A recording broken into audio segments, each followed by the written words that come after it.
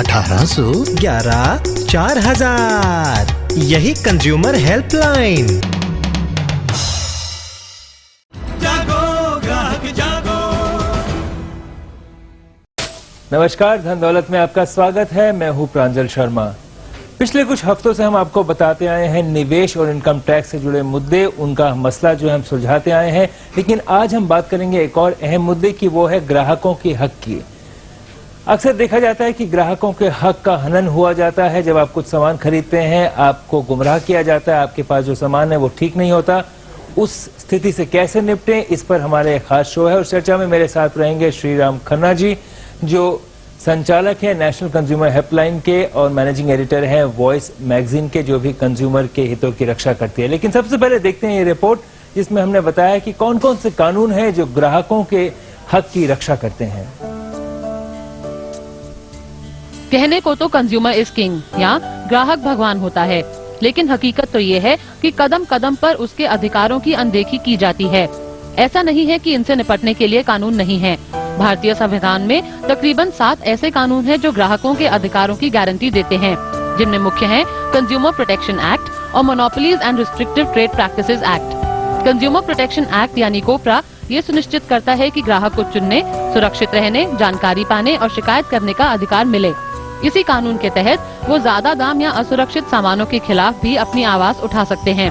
साथ ही ग्राहकों को कालाबाजारी से बचाने के लिए जरूरी सामानों की आपूर्ति को बनाए रखने के लिए भी खास कानून बनाया गया है। इसके साथ monopolies and restrictive trade practices act के तहत भी ये ख्याल रखा गया है कि कोई कंपनी अपनी मनमानी ना कर पाए। इतने सारे कानून होने के बाद भी ग्राहकों के हितों से खिलवाड़ की घटनाएं आम हैं। इसकी सबसे बड़ी वजह यह है कि हम में से अधिकतर को या तो अपने अधिकारों के बारे में पता ही नहीं, या फिर कानूनी झंझट के डर से हाथ पर हाथ धरे बैठे रह जाते हैं। लेकिन ग्राहकों के हकों की कानूनी लड़ाई इतनी मुश्किल भी नहीं। ग्राहकों की शिकायतें सुनने के लिए हर जिले में डिस्ट्रिक्ट रिड्रेसल फोरम का गठन किया गया है। अगर मामला यहाँ नहीं सुलझता है तो ग्राहक state consumer dispute redressal commission और फिर national consumer dispute redressal commission जा सकता है। यहाँ वो सामान के दाम या सामान को बदलवाने के लिए तो अपील कर ही सकता है, साथ ही वो खराब सामान या सर्विस के चलते हुई शारीरिक और मानसिक परेशानियों के एवज में मुआवजे की मांग भी कर सकता है। तो ग्राहकों के पास अधिकार तो हैं, जरूरत है तो इन अधिकारों को जानने की और इस्तेमाल करने की। सिल्की वाधवा, दिल्ली, आज तक। ग्राहकों के हक की रक्षा करने के लिए कानून तो हैं, लेकिन उन कानूनों का किस तरह से इस्तेमाल किया जा रहा है, आपको चलिए बताते हैं कौन कौन से हक है जो बहुत ही बुनियादी अधिकार हैं। जो भी प्रोडक्ट्स आप खरीदते हैं, उससे अगर आपको कोई भी खतरा है तो उसकी जानकारी आपके पास जरूर होनी चाहिए। चुनने का अधिकार है, आप जब जाएं तो आप कुछ भी मांग सकते हैं। चुनने का अधिकार है, कोई भी दुकानदार या कोई भी कंपनी ये नहीं कह सकती कि हम आपको सिर्फ ये देंगे और कुछ नहीं देंगे। विकल्प आपके पास है। जानकारी का अधिकार है, गलत जानकारी, गुमराह करने वाले विज्ञापन और गलत लेबलिंग से भी सुरक्षा है। यानी जो सारे कानून हैं इन सब मुद्दों पर बने हुए हैं और उपभोक्ता अधिकारों के हनन पर सुनवाई का भी आपको हक है। एक समय था जब इस तरह के अधिकार नहीं थे, कानून नहीं थे। अब जब कानून आ गए हैं तो काफी फर्क पड़ा है। श्रीराम जी, ये जो कानून आए हैं इसके बारे में लोगों को कितनी जानकारी है? देखिए, अपना देश बहुत बड़ा देश है। इसमें कई भाषाएं और कई तरह के लोग जगह जगह पर रहते हैं। सारे देश में उपभोक्ता जागृति आ गई है, ऐसा नहीं है। उपभोक्ता जागृति जो है वो बड़े शहरों में भी कुछ लोगों के अंदर आई है और अभी बहुत करना बाकी है। कानून तो बन गए हैं, परंतु जिनके लिए कानून बना है यदि उसका वो फायदा नहीं उठा पाते तो वो ना बनने के बराबर मानते हैं। आइए देखते हैं, जिस तरह से बता रहे हैं श्रीराम जी, कानून तो है लेकिन जानकारी कम है, इसलिए हमने ये शो भी आपके लिए बनाया है। क्या क्या चीजें आपको ध्यान में रखनी चाहिए? जैसे आप कुछ सामान खरीदते हैं तो लेबलिंग बहुत ही महत्वपूर्ण और अहम मुद्दा है। यहाँ पर आप जो भी सामान खरीदते हैं उसमें मैन्युफैक्चरिंग डेट होनी चाहिए, तारीख होनी चाहिए, एक्सपायरी की तारीख होनी चाहिए और ऐसी तारीख लिखी होनी चाहिए कि आपको पता चले।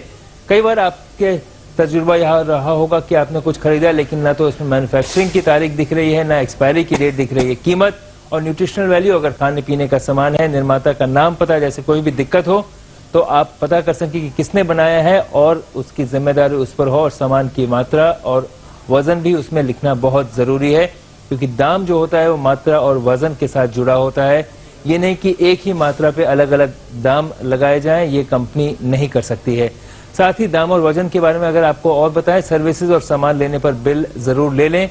बिल में सामान की कीमत, दुकान का नाम और पता और टैक्स का ब्यौरा होना चाहिए। कई बार कच्चा बिल दे दिया जाता है।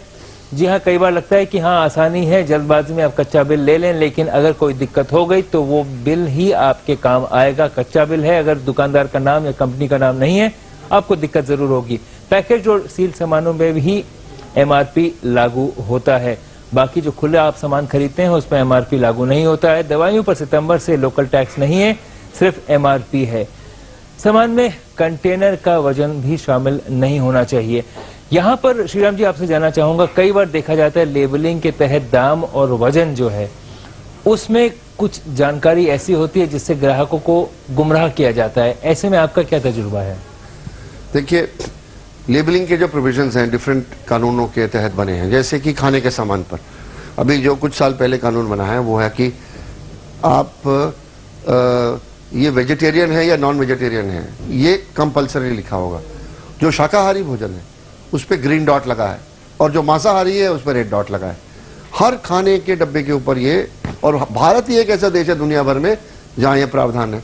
फिर अगर खाने की चीजें तो nutritional value, expiry date, MRP, ये सारी MRP के साथ कई बार लोकल टैक्सेस दिखाया जाता है। कई बार जो सामान खरीदा जाता है देखिए, MRP कुछ लिखा होता है लेकिन जब खरीदा गया कुछ और होता है। ये क्यों होता है? ऐसा है, MRP छत है, यानी कि इससे ज्यादा कोई दुकानदार नहीं ले सकता कन्याकुमारी से कश्मीर तक।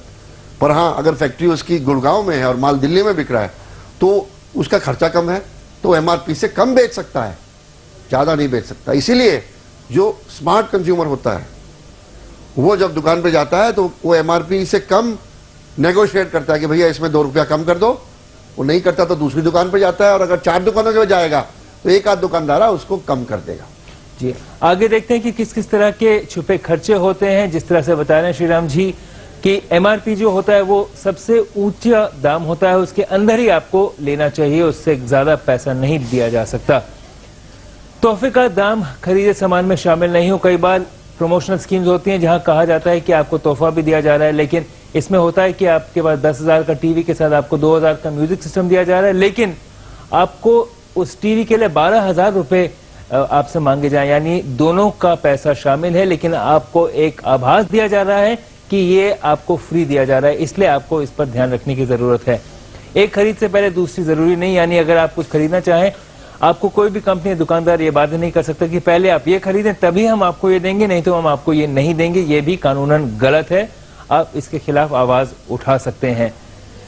श्रीराम जी, ये देखा जाता है कि जो प्रमोशनल स्कीम्स होती हैं उसमें दाम बढ़ाकर फिर डिस्काउंट दिया जाता है या एक के साथ फ्री में भी पैसा जोड़ दिया जाता है।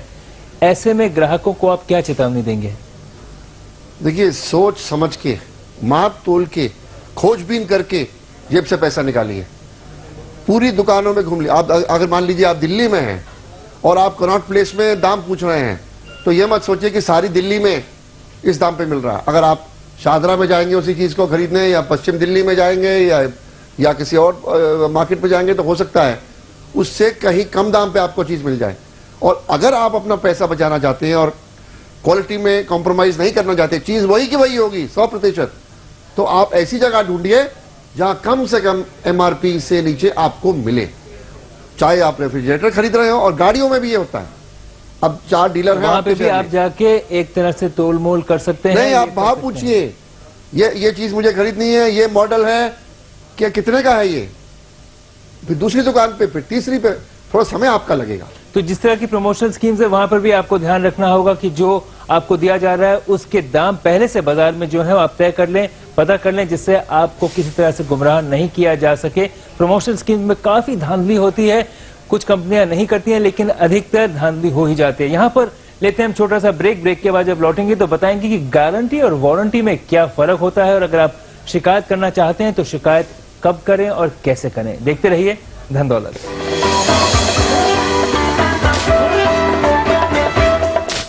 धन दौलत में आपका एक बार फिर स्वागत है। हम आज बात कर रहे हैं ग्राहकों की हक की, किस तरह से गुमराह किया जाता है। अलग अलग स्कीमें होती हैं, लेकिन अगर आप शिकायत करना चाहते हैं तो आप कैसे करें। अब बात करते हैं गारंटी और वारंटी की। मेरे साथ स्टूडियो में मौजूद हैं श्रीराम खन्ना जी, जो नेशनल कंज्यूमर हेल्पलाइन के संचालक हैं। हमको सलाह दे रहे हैं, ग्राहकों को सलाह दे रहे हैं उनके हक के बारे में। वारंटी, हर सामान की अलग वारंटी होती है और साथ में गारंटी जो होती है वो सामान पुर्जे बदलना या सर्विस पे होती है। इसका जो बुनियादी फर्क है इसको आप जरा बताएं। कई बार गारंटी और वारंटी में बहुत कंफ्यूजन हो जाता है। आपने सोने की ज्वेलरी खरीदी और दुकानदार कहता है जी ये प्योर गोल्ड है 99.9%, ये मेरी गारंटी है, अगर आपको खोट हो मिले तो मैं जिम्मेवार हूं, मैं बदलूंगा। इसका मतलब यह कि यदि उसमें खोट हुआ तो वो बदल के देगा आपको, ये गारंटी हो गई। वारंटी, आप मोटरसाइकिल खरीदते हैं, जब आप जाते हैं पैसा उसको देते हैं तो वारंटी कार्ड देता है, उसमें शर्तें लिखी होती हैं 1 2 3 4 5। वारंटी का मतलब यह है कि जो उसमें लिखा हुआ है उससे वो बाध्य है। आपने मोटरसाइकिल बाड़मेर जिले में पानी में चला दी, पानी इंजन के अंदर घुस गया, इंजन सीज हो गया, मैन्युफैक्चरर बोलेगा कि साहब ये वारंटी है मैन्युफैक्चरिंग डिफेक्ट के अगेंस्ट, मेरी मोटरसाइकिल में कोई खराबी है तो मैं ठीक करूंगा, आपकी लापरवाही के कारण यदि कोई नुकसान हुआ है तो आप इसके लिए जिम्मेदार हैं। तो वारंटी की टर्म्स जो हैं वो बहुत नियमित और रिस्ट्रिक्टेड होती हैं और हर मैन्युफैक्चरर अपने आप लिखता है उसको। तो ये फर्क है गारंटी और वारंटी का। जैसे पंखा खरीदिए, कोई खराबी होगी कोई सवाल पूछे बिना मैं बदल दूंगा, एक कंपनी ने कुछ साल पहले ऐसा कहा था, वो गारंटी है। आपको रंग पसंद नहीं आया, आवाज करता है, पूरी हवा नहीं देता, आप कुछ भी कहेंगे उसको वापस देंगे, वो बदल देगा, कोई सवाल नहीं करेगा। गारंटी और वारंटी का ये फर्क है। कुछ उद्योगों में जैसे बैंकिंग और इंश्योरेंस में, इलेक्ट्रिसिटी में बिचौलिए सरकार ने बैठाए हुए हैं प्रॉब्लम सॉल्व करने के लिए। बैंकिंग में ओम्बुड्समैन है देश भर में, आपको किसी बैंक से कोई प्रॉब्लम है और आप एक उपभोक्ता हो तो बैंकिंग ओम्बुड्समैन स्कीम में आप बैंकिंग ओम्बुड्समैन को शिकायत कर सकते हो, कचहरी जाने की जरूरत नहीं है। वही हम बता रहे हैं इन ग्राफिक्स में, अगर आप शिकायतों पर अमल कैसे होता है कंज्यूमर कोर्ट में, जिस तरह से श्रीराम जी बता रहे हैं, शिकायत ग्राहक जब करता है तो उसकी जांच होती है, डायरेक्टर जनरल उसकी जांच करता है। आपके पास अलग अलग लेवल पे जाने का हक है, लेकिन जैसे बताया सबसे पहले कंपनी के पास जाएं जिस कंपनी से आपको शिकायत है, उसके बाद ही आप कंज्यूमर कोर्ट में जाएं। अलग अलग तबका है, अलग अलग लेवल है, लेकिन हर समय जो भी आप शिकायत करें, जो भी आपने कागजी कार्रवाई की है कंपनी से या कोर्ट से, और जो आपकी खरीद का सबूत है उसको जरूर रखें। यहाँ पर लेते हैं छोटा सा ब्रेक के बाद जब लौटेंगे तो और बताएंगे आपको कि जब आप शिकायत करने जाते हैं तो आपको कौन कौन से कागजात की आवश्यकता है, और साथ ही आपको अगर हर्जाना मिले, कॉम्पनसेशन मिले तो उसके लिए आपको क्या करना पड़ेगा।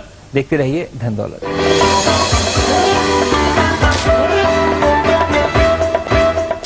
धन दौलत में आपका स्वागत है। हम बात कर रहे हैं ग्राहकों के हक की, और इस चर्चा में मेरे साथ हैं श्रीराम खन्ना जो संचालक है नेशनल कंज्यूमर हेल्पलाइन के। यहाँ पर आपको बता दें कौन कौन से आपको कागजात चाहिए अगर आप शिकायत करने जाते हैं।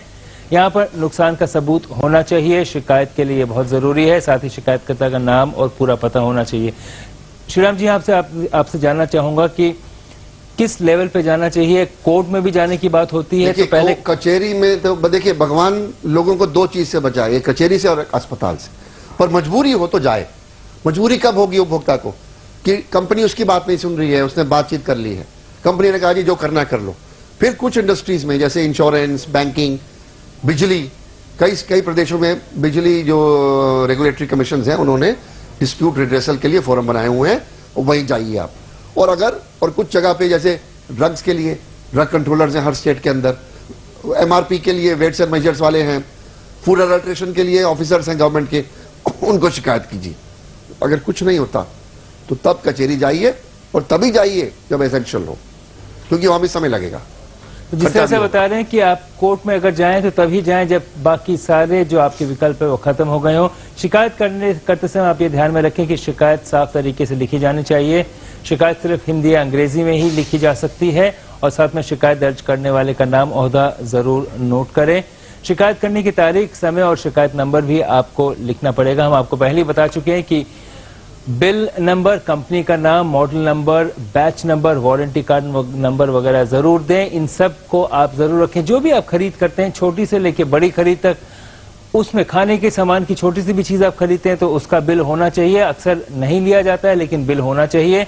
शिकायत की फोटोकॉपी भी आपके पास रहनी चाहिए, लेकिन अगर आपके पास ये सबूत हो तब आपकी शिकायत की सुनवाई होगी और आपको हर्जाना भी मिलेगा और कंपनी को सबक भी मिलेगा कि वो इस तरह का सामान गुमराह करके आपको नहीं बेच सकते हैं। शिकायत के लिए एक्नॉलेजमेंट भी उस पर जरूरी है। तो यहाँ पर आपका जो तजुर्बा है, जिस तरह से शिकायत की जाती है, सबसे बड़ी गलती ग्राहक शिकायत करते समय क्या करते हैं? देखिए, कोई भी चीज खरीदे जिसमें आपको प्रॉब्लम कभी हो सकती है, ऐसा अंदेशा हो, उसकी रसीद जरूर ले लें। उसके ऊपर पूरा नाम, पता, चीज क्या खरीदी है और कोई स्पेशल टर्म्स उसने एग्री करी है बेचने वाले ने तो लिखवा लीजिए कैश मेमो पे, भैया लिख दे इसके पीछे या ऊपर अपने हाथ से। वारंटी कार्ड लेते हैं तो उसको साइन करके और उसका एक पार्ट उनको वापस देना है तो दे दीजिए। जो भी वारंटी में उसमें लिखा तारीख और जो डीलर है उसका डीलर, कई बार टप्पा होना जरूरी कंपनियां कहती है। हैं कि डीलर से मोहर लगवाओ, तो मोहर लगवा के साइन करवा लो, ठीक है, और इसकी कॉपी अपने पास रखो, अगर देनी भी है कंपनी को वापस। तो सारे सबूत और आप कागजात देखिए, जरूर कचहरी होना अंधी चाहिए। होती है, उसको सिर्फ सबूत दिखाई देते हैं। तो श्रीराम जी ने बताया जिस तरह से अगर आप शिकायत करने जाएं तो 3 शब्द हैं, सबूत सबूत सबूत। आपके पास सारे सबूत रहने चाहिए। आपको किस तरह का मुआवजा मिल सकता है आपको दिखाते हैं। पुराने सामान के बदले आपको नया मिल सकता है, यानी आपने कुछ खराब लिया हो तो उसको रिप्लेस किया जाएगा। सामान को ठीक कराना कंपनी के खर्चे पर होगा या डीलर के खर्चे पे होगा। सामान के दाम का वापस होना, अगर आप नहीं चाहते हैं वो खरीदना तो कंपनी और या डीलर आपको पैसा वापस करने के लिए भी बाध्य है और खर्चे का आपको मुआवजा भी मिलेगा। यहाँ पर हम कह सकते हैं इसमें सबसे बड़ी है कि ये तो पैसा मिलेगा ही मिलेगा, परंतु आपको यदि आप मेडिकल सर्विस में हैं और आपका कोई नुकसान हुआ किसी की नेग्लिजेंस के कारण, लापरवाही के कारण, तो मुआवजा मिलेगा। आपको मेंटल टेंशन हुई है, उसके लिए मुआवजा आप मांग सकते हैं।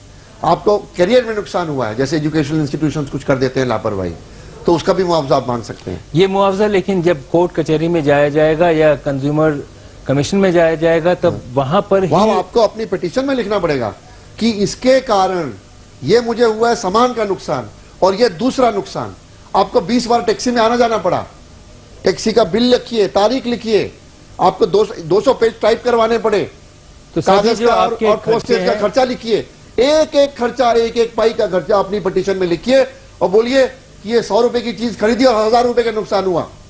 मांगना आपका काम है, देना कचहरी का काम है। ज्यादा मत मांगिए, क्योंकि मैंने देखा है लोग लालच करते हैं, अरे मांग लो, कपड़े उतार लो। नहीं, आपको कंज्यूमर जो जायज है, जो वाजिब है, वही आप मांगे, नाजायज चीज नहीं मांगे। श्रीराम जी आपका बहुत बहुत धन्यवाद। आपने सलाह दी हमारे दर्शकों को। ग्राहकों के हक के बारे में हम बात कर रहे थे।